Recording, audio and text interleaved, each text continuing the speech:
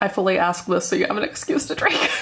Hey guys, I'm Kate. Welcome back to my channel, and today I'm going to be doing a truth or drink video holiday edition. And also a little bit of writing, as this is the last day that I will be in town for a bit, so I have a Twitch stream later. I want to try and get another chapter in Project Death, so this is going to be a bit of a hodgepodge, but there will be holiday beverages. There will be mishaps, most likely. There will be writing, and there will be answers to questions. Now, for those of you who have never heard of truth or drink before, it's kind of like truth or dare, but instead of the dare, if you don't want to answer the question, you gotta take usually a shot. Some sort of alcohol is often involved, or like something gross.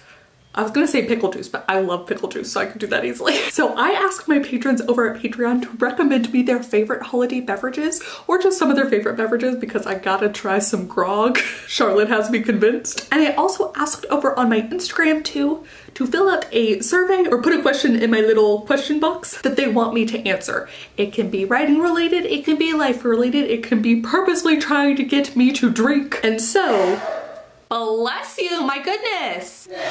Bless you again! And so to kick us off right, I figured I would pick one that's obviously gonna make me drink. Now, I don't want to name names because part of the fun is the anonymity aspect, but several of y'all fucking got me with tell us your real name, or what is your real name? And I would like to, excuse me for one moment please, let's pause.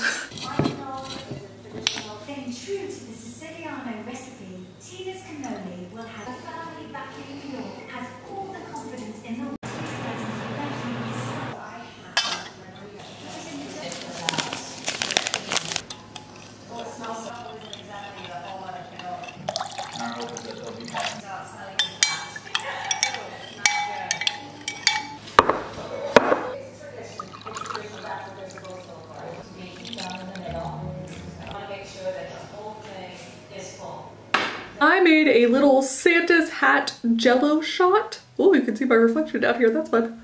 Oh, oh. You have to use your imagination a little bit, as I did not have strawberries, but did have raspberries. It's so cute. Can I put it on my head? This is a dangerous predicament. Oh, okay. This was without taking the shot yet. Shot's kind of a loose term as it's more of a jello drink, but I was glad to be able to use up the rest of the Fireball that we had and hopefully never ever have to have Fireball ever again in my life. Okay, but with the cherry, it's actually pretty good. Now, I've accidentally shown my name on camera before, and a couple of my race bibs that I'm looking at actually show my real first name. You already know that Kate is my real middle name. I just find this a lot easier than being Googleable with my real first name, even if my whole real name is kind of basic. This is good. Now, at the time I made this decision, what? How strong was it? At the time I made this decision, I was actually still like involved in kind of the corporate world, and I wasn't sure that I wanted to close the door on that fully, and I didn't really want that side of my life to be able to find all this other YouTube-y, writing-y side. And I've enjoyed having the separation in some respects of Kate Kavanaugh being a work thing and my real name and quote-unquote real self being just me hanging around the house. Also, doggo, kitten, being adorable. Question 2, how old are you? I am 29. Not yet 29 and a half, but we are closing in on it. Is there any talk of marriage in the future? Would you ever show us your boyfriend? I totally get why you don't, privacy and all, but still super curious anyways. Yes, talk of marriage in the future. This is my life partner. This being the boyfriend in another room. Not this abstract. Not my books. Book boyfriends are good too, as are book girlfriends. As for showing him, it's also just not really his thing. Like, I think he'd be fine with it. He messes around behind the scenes in the camera shots sometimes, so like, he knows what he's doing. But as of now, there are no plans to show him on camera. All right, another gotcha question. Who is your favorite fur baby, and how absolutely dare you? So what I'm gonna do is I'm gonna go get my absolute fail of making a cookie shot glass. And I'm gonna do a shot of Bailey's, which was by far a favorite of a lot of people. Bailey's in hot chocolate, which I'll probably try later, and have somehow never had. Bailey's on ice, Bailey's in coffee, which is amazing. Maybe during the live stream, which is in a little over 30 minutes. And I'm only drinking because the true answer is that I don't have a favorite, but I didn't think that was an acceptable answer. See? She actually just didn't want to be inside earlier. Yeah.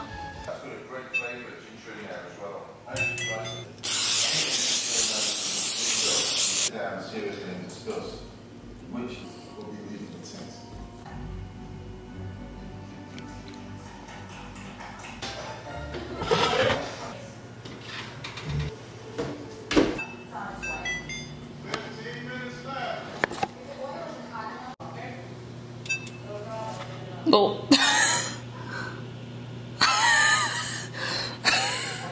Well.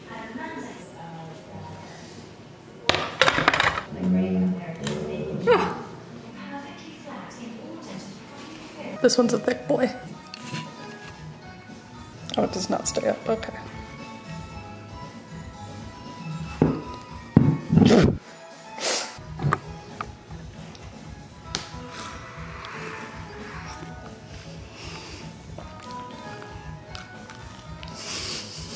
The cookie part's actually pretty good.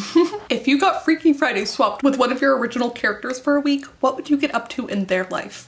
Even more scary, what kind of wreckage might they do in yours? Okay, as I am thinking about Project Death, I'm gonna choose 12 for this.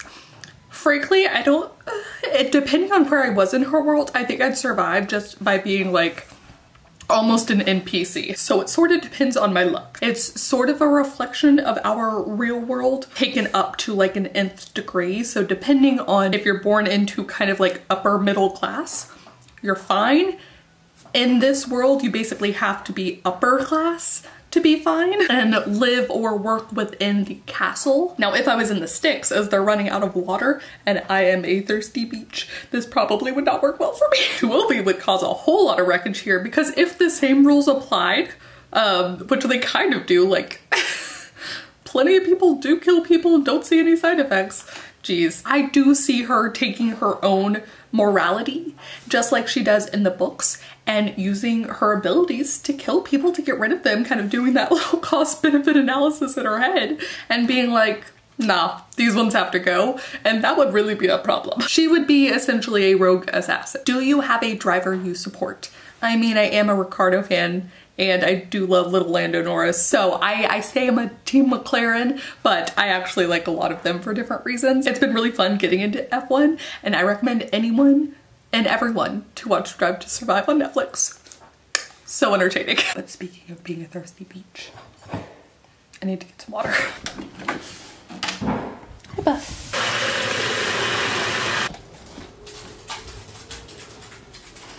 Any videos you hated filming? Rarely do I hate videos while filming them. I might have like a little sensation in the back of my head being like, this doesn't quite feel right. Oftentimes it's that I hate editing the video. And if I can't motivate myself to edit it, like it's not working. And I actually love editing videos. So that's the sign where it's like, I just need to scrap the idea. I'm trying to think of specific videos. I have one I've been working on for a bit that I really liked doing. I counted up how many books I'd read on my bookshelf, and I just like editing it has been a pain, but I want to do it for the 3rd year in a row, kind of keeping track.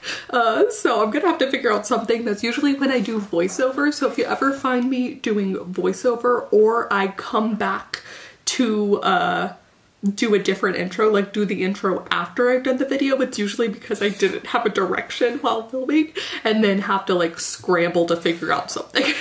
So those are a little bit more stressful, but I can't think of a specific video where I was just like, oh, this is bad. Because usually if I'm like that, I will have scrapped it. Oh, I said this on a live stream once. I did a video where I thought it would be really funny to read the first chapter of a book and the last chapter of a book and nothing in between, kind of like Dylan is in Trouble does with watching shows.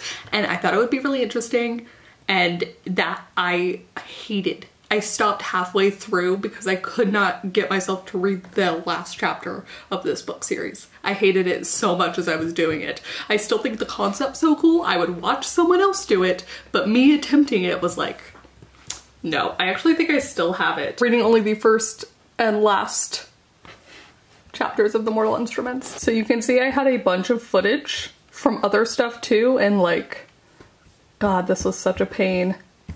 Look at this, pre-bangs. What is your deepest insecurity as a writer? That's a never-ending list, frankly. I can pick my own work apart and really just go to town. All of the red marks, right? And I have the things that I know I'm not as good at that I'm actively trying to improve. I think my fear is that there's actually like 10 other things that I'm bad at and I just don't realize I'm bad at them. I think that's maybe my deepest insecurity. Because I'm someone that like, this is a long game. I'm just gonna get better as I write more. But like, if I don't know it's an issue, then can I not get better at it? Anyways, least favorite thing about being an authortuber. I am gonna say, and this is off the top of my head because I just recently did a video that's like a lot of my conversational videos where like I have a topic that I'm bringing usually from an article that I've read or something.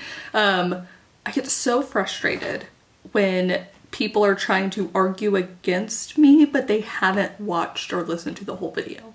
And like, I'll have made the points, but like, it's clear that they only listened to the first like minute and they try and get into this whole thing. And I'm like, yeah, if you would have watched 2 more seconds, you would have seen where I covered that. And it's just frustrating going through those comments sometimes that I just have to tell myself, it's fine. Especially when those particular comments come with like a vehemence. I'm just like, I mean, it's not worth my time to do anything about it. But I think that's just a general thing on the internet. Like, we're all very quick to react and quick to say something before we want to actually like read or listen to what the other person's trying to say. So I'm gonna say that's my least favorite thing because it's my least favorite thing this week. Does it look like the computer's coming out of my head? Or like I have something. What's the worst, best thing you've ever written? What's a line that's so bad you can't help but live for it? I actually recently went back over some of my old writing from high school and college and middle school and elementary school at times. So if that video is already up, I'll go ahead and link it down below. But actually I have one that's a typo that I think is hysterical. I meant to say I barely withheld an eye roll, which is not like the best way to say that anyways. But what I actually typed, or what it autocorrected to, was I barely withheld an eyeball. And I just like to imagine like holding the eyeball and like about to throw it and like barely holding it back. Like, no, I'm not gonna give them my eyeball. I won't give them the satisfaction of my eyeball. I actually just rewrote this scene earlier this morning. So, you know, the exciting part is that that was on page 150. In my rewrite, or like corresponding to my rewrite, I'm on page 163 of draft 2, and there are 261 pages, but also like I basically have maybe 40 pages left of material before the story supremely diverges. It's already diverged, but before it's just like, so that's gonna be fun. Have you ever had a crush on an authortuber? And I think now is the perfect time to try some grog. I appreciate this person though. I fully asked this so you have an excuse to drink. All right, Charlotte, this is for you.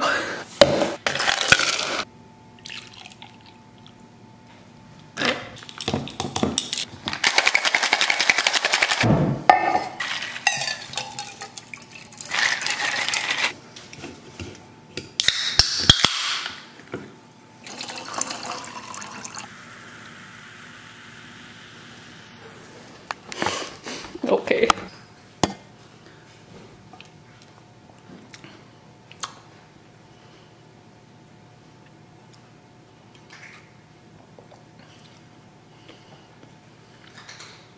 Huh. And now it is time. Halfway through Project Death this morning. Let's pull up Twitch. And let's start. It's actually day 24. Hello! Oh. Hello! I was muted. Hi, Giselle's here, Books News, Lewis, Rainy Hammer. Hello, hello! I got you on the vlog today!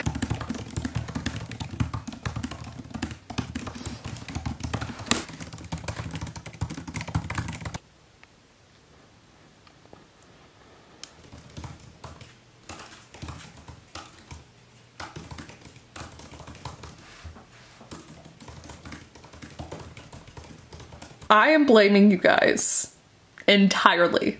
This is y'all's fault. Let's see if my timer will even do 100 minutes, okay? Let's just flip it real quick and see. Edit scene. Can I do 100? hope all 50% of you that voted for this are happy. On your mark. We'll do 101 because that's, yeah. Okay, on our mark, get set. Write or do something or it's fine.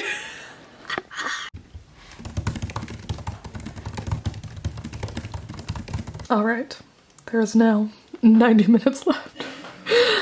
And I did manage to finish chapter 18, so I think I'm actually gonna try and add the words to my nano site and, you know, just a touch of grog left.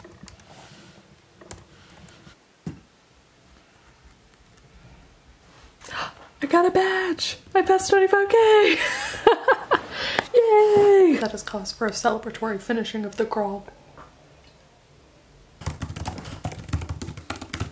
Alright, you know, with 64 minutes left, part of the way through this scene I have muted so that I may film, but I figured I would answer more questions until I needed to drink again. What are your thoughts on creative writing degrees and or MFA writing programs? I don't think they're necessary. I can also see how maybe sometimes it could, you know, everything has a culture to it. I could see how the culture could be both positive and negative. I have always really loved the idea of getting to go to school for writing, or at least having that dedicated time and people actively reviewing and kind of learning a setup where we're all kind of in theory at the same place or close to it. You know, it's hard to find writing groups where you guys either write similar enough stuff or you're at the same place with the same goals, but I just don't think I could ever justify spending that kind of money as they're often very expensive. So mixed feelings, I guess. Would you travel back in time to a point in your childhood if you could? As long as I could immediately travel back. Like, I don't want to travel to my childhood and then have to redo parts of it. No. I'm much happier here at almost 30 than practically any other time, as I feel more and more confident in myself and care less and less about what other people think. Spoil something from one of your projects. I feel like that's all my vlogs are, is spoiling stuff from my projects. I think I said it in another video, but Twilvie is in love or thinks she's in love with her best friend, who does not feel the same about her. And she, spoiler, does not end up with her. So that's, I guess that's a spoiler. If you had to swap TB to date one of your characters, who would it be? I think it would be Matthias from the Meridian Maps, because I think he would transfer well to other like time zones and eras. He's very respectful, reserved at first, but really funny once you get to know him, likes an independent woman. Alternatively, the girl that, oh, I'm spoiling more of my own stuff. The girl with the long lashes that Twilvie falls for toward the end of Project Death. She's a bit of a trickster and I like that.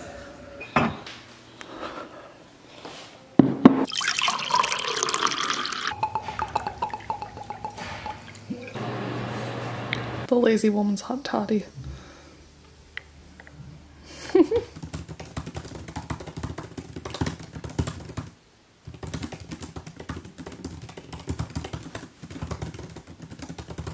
There are still 12 minutes left in this spread. But I've actually done a really good job so far today, so I'm not too mad at it, even though my brain is goo. But I did end up making the hot toddy because someone said, me and my writing pals have discussed this in the past because, my god, us writers know how to create some very interesting drama. I personally haven't gone through this, but I know of close friends who have, so I'm curious to open up that dialogue. Have you ever had a falling out with a writing friend? Something so bad that the friendship was never the same or you had to cut them out. I have had that happen with a friend who was also a writer, though not over writing, over some stuff I feel like I'm still not fully done processing, so shall drink instead of expanding further for a bit. But I do want to talk about the time that me and my co-writer had to take a pause on writing our project together because basically we disagreed on how involved certain characters were going to be with a side character, and it was almost like we were getting defensive on our character's behalf and trying to explain plot-wise why it needed to happen for the story that we'd set up versus what seemed almost unfair for the character, but that's also what makes the story good. So anyways, I was on one side of it, my friend, my co-writer, was on the other side of it, and it took a while, but we did come to a sort of compromise. So I would say it was more tense and heated and we took a step back, but the actual working through it after was really quick. It's easier for me to say because we ended up going along with what I wanted to do, which was kind of putting the plot first. The character needed to suffer to be left out for it to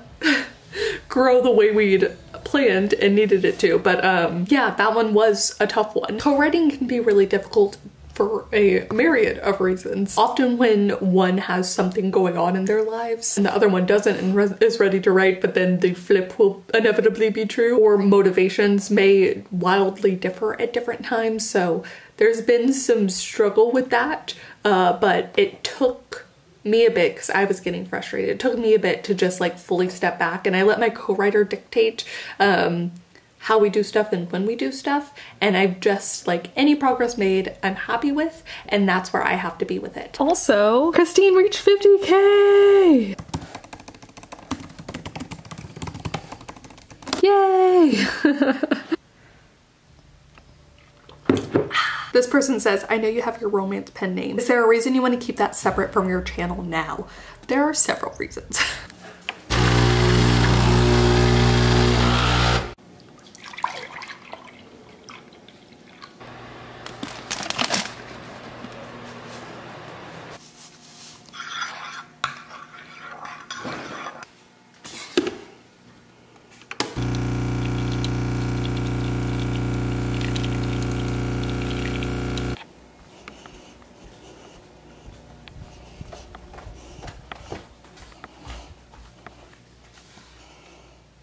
I asked TB for holiday sprinkles, and he returned with rainbow sprinkles, and you know what? Even better than I could have asked for. Better than I asked for, in fact. Hot chocolate was by far and away people's favorite holiday beverage. I do love a good hot chocolate, but I also love making it into like a sort of mocha almost. It is so good. But it is very early in the morning on the day that we're going to be leaving. We have a flight in about 4 hours, so I wanted to finish answering some of the questions since I kind of cut off abruptly. So why I want to keep the romance pen names separate is when I first started making YouTube videos, I never imagined that it would get to where it's at now, which compared to other people is by no means huge or anything, but in the AuthorTube world, it is pretty big. I think in part because it's kind of what I imagined starting my writing career was gonna look like back before I started my YouTube channel and stuff. And while it's such a like wonderful thing to have 40,000 people who've decided to subscribe to you and follow you and whatever else, it's been nice to just kind of prove to myself that I can do it on my own without this sort of accidental built-in audience that I have now if I want to publish under King Kavanaugh. I don't know if that makes any sense. Obviously there are people who do watch my channel that love romance and would love to support me and read my romance, and I do think that's why, you know, someday I'll probably share. But for now it's been really nice just having this be my own separate thing, and it's like it succeeds or fails based off of the merit of the work and, you know, my success in publishing it, right? Because that's everything with indie, is you can write the most amazing book, but if you're not good at marketing it, then no one's ever gonna know. Or you can write a terrible book, but be phenomenal at marketing it, and you'll get more sales, right? But I'm getting people who are reading my other pen name and who like my other pen name that have nothing to do with this. Kind of in the way I like to keep my real name separate, it's just been nice to have this separate. And I'm someone who, like, once I tell one person the secret, I cannot stop myself. Because in my brain I'm like, well, one person already knows what the pen name is, so why not two? And then if two people know, then why not everyone? I'll also say, and this isn't a huge part of it, but it kind of ties into that I have seen friends who are basically like, their works are picked apart, not because of the works themselves, so that's the guys that people will use, but because of who they are and like, or a weird grudge that people have. I know that I need to expect that at a certain point when I do start publishing under Kate Kavanaugh, but it's nice to not have to deal with that at all, right? Again, it's just the merit of the work that's being judged and not like what someone thinks of me or whatever. But really, it's just been very fun to play with. Someone asked, what do you do when you want to sleep but you just can't, so you're left staying there staring at the wall? I basically just stay there staring at the wall. It is terrible. I know that I should get up and like try and move about and do something if I can't sleep, but I'm really bad about that because I am quite tired, right? My body is tired and it wants to sleep, so I keep deluding myself into thinking that if I just give it like 5 more minutes, I'll sleep. I totally understand that spiral well, and it results in me getting really bad sleep semi-often. So don't do what I do, and do get up and do something else. We're gonna end off with this question. Are you jealous of your friends who got published before you? So this is an interesting one because within the indie world, I am basically the one who's deciding if I'm going to publish something or not. So in that respect, there's nothing to be jealous about because I could just publish. You know what I'm saying? Oftentimes I wish I was farther along in the Kate Kavanaugh stories, but I wasn't as skilled in those concepts. So I don't know that that would be jealousy so much as wishing I was a better writer and wishing that it would somehow take shorter amount of time than how much time it actually takes to get better at telling these stories. For tradpub, it's a bit of a different thing. And jealousy is once again the wrong word because I'm really happy for everyone, but I did start getting like pangs of like, whether that's jealousy or something else, so much as it gave me pause. And all that signaled to me was that, oh, it's time to start seriously trying to tradpub. It's time to seriously start working on a project death, that you want to query. It's time to shift your focus onto these projects if those pings mean that I too want that thing. Does that make sense? I feel like a lot of jealousy is just a reflection back at yourself and has so much less to do with the other person. So when I start getting those pings of like, time for a reflective moment. And then once I'm actively doing the work that I want to be doing, I'm actively working on Project Death or other stories that I want to attempt to tradpub, that feeling goes away entirely because I'm doing something to get to my goal, if that makes sense. There will always be people that you know that are farther along on individual goals than you are, and that's fine. They might look at you and you might be farther along in a different goal. Or there's all sorts of reasons that your goals won't be exactly the same as theirs, or you had to take a different path to get there. So I never find that that initial ping, little ping, is a problem so long as you know what you want to do with that. And that is it for truth or drink. I did see some people saying that they put peppermint schnapps into their hot cocoa, which might be something I do at the very end of this. How tipsy do I want to be on the plane is the real question. But thank you guys so much for joining me. I managed to pass the 25K mark in NaNoWriMo. I'm almost at the 50K mark for Project Death, so things are starting to roll, starting to move, and I'm feeling pretty positive about the story. So thank you guys so much for watching. Please do comment down below. Let me know if you've ever been jealous of your writer friends. Let me know what your favorite holiday beverage is. Let me know if you've ever had a falling out with a writer friend or any of the other questions that I answered. Thank you guys once again. Wow, it's really early. I'm gonna thank y'all a lot, apparently. And I will see you all very soon with a new video.